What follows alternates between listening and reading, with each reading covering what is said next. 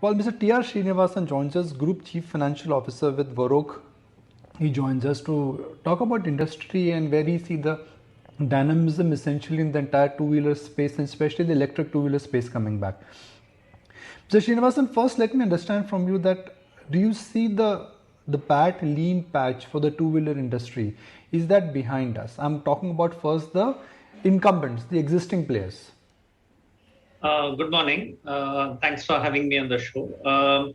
It's a bit difficult to predict at the moment from a short-term perspective because what has happened is, if you look back a little bit, post the wave one in 2020, the demand came back pretty strongly on the back of a strong rural demand supported by good monsoons at that time. But the same thing didn't happen after the wave two in 2021 because rural demand was softer because the monsoon was uneven, the fuel prices went up, etc., etc. So the medium to long-term story definitely is quite strong from a demand perspective because the penetration in the Indian households of two-wheelers is still quite low. On top of that, there is a lot of excitement on the EV two-wheelers, which is also generating a lot of customer interest.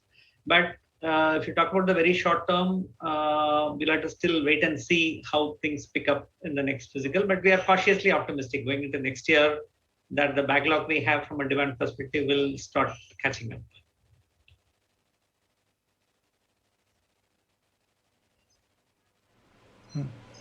But do you see electric two-wheelers becoming a mass product market, or it will still be a niche? It will still be, the one which in a sense would be at an experimental stage, while it would be an aspiration for a lot of Indians to buy an electric two-wheeler. It will clock strong numbers. It will be a trend, but it will still not be a mass product in India. Well, depends a little bit on the time frame one is looking at, right? If you're talking about short to medium term, and I'm saying short to medium, I'm say 1 to 3 year kind of time frame, this will still be a small part of the overall market. That's the expectation because while a lot of players are entering, both the existing OEMs as well as new players entering into this, and there are a lot of product launches being announced and coming up, but the customer still needs convincing from the value proposition perspective. One is the total cost of ownership, which I think is heading in the right direction compared to the traditional two-wheelers. The EV two-wheelers total cost of ownership is coming down rapidly on the back of government incentives and so on. But customer still needs assurance from durability, ease of use, safety, and those parameters, and the necessary infrastructure for the same in terms of charging, etc., also needs to fall in place. So if you look at short to medium term, probably it is still, in absolute numbers, is still not going to be very big. But if you look at a little longer, let's say 5 years and beyond, obviously this is going to contribute a major part of the sales. And that's why a lot of people are positioning themselves right now to capitalize on that growth eventually when it comes.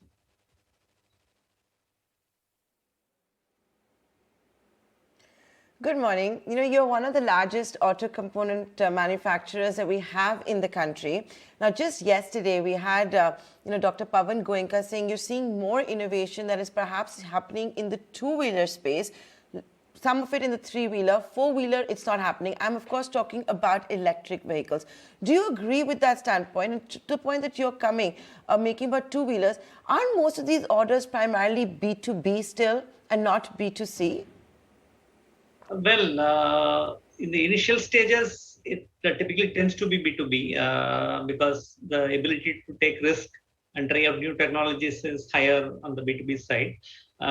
Like I said before, the consumer, the individual customer still needs convincing that this is as good a product, if not better than the traditional two-wheelers. But that will happen pretty soon enough. And from innovation perspective, India being a large market for two-wheelers compared to other countries, the scope for experimentation and innovation is much higher here compared to any other markets. So India probably will lead the world in terms of electric two-wheeler technology, the innovation and products. The four-wheeler and the four-wheeler space, India will, I think, most probably be a follower because most of the global OEMs will set the agenda in terms of the passenger vehicle space for the electrical vehicles, and India will probably follow that in, over a period of time.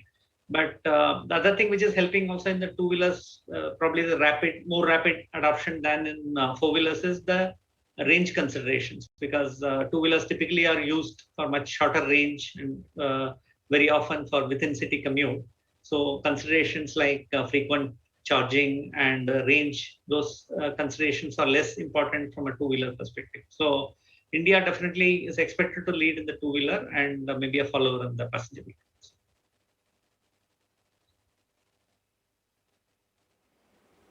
Okay, that's a nice headline to also have. Is what we call a Rise with India moment here on ET Now, that India will lead the EV innovation when it comes to two-wheeler, be the driver of that.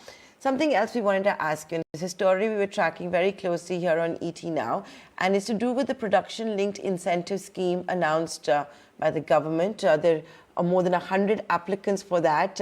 Your name has also featured in that. Your take on the PLI, how confident could you be of being a successful applicant? Yeah.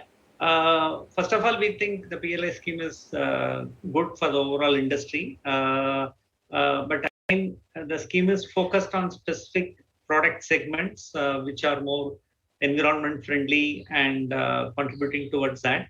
So the people who are already positioned in that, both OEMs and component suppliers who have the relevant products and technologies are likely to benefit. And you will also see probably a lot of tie-ups happening with international players for technology and so on to launch products which qualify under the criteria.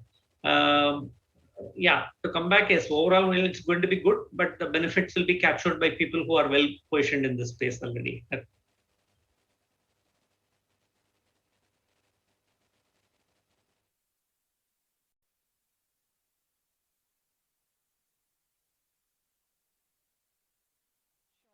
Just wanted to understand at an industry level, Mr. Srinivasan, what is the anticipation and expectation from the budget this time around, given that the PLI scheme has already gotten the approval?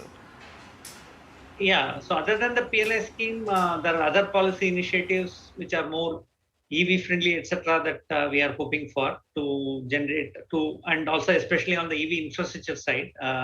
So because without the infrastructure, there is little that the OEMs by themselves can do to promote the adoption of EVs. So that's something which we are hoping and looking forward to. The other thing, a long-standing demand of the two-wheeler industry specifically is on the GST rates, which are currently more in the luxury tax range in the 28%. This is not necessarily directly tied to budget. It's more to do with the GST Council, but we are hoping around the budget time, a more rationalization on the two-wheeler to bring it down to like 18%, which is in line with other consumer goods also can happen. So which also will support the growth of the industry. So these are the two main expectations we have from the budget.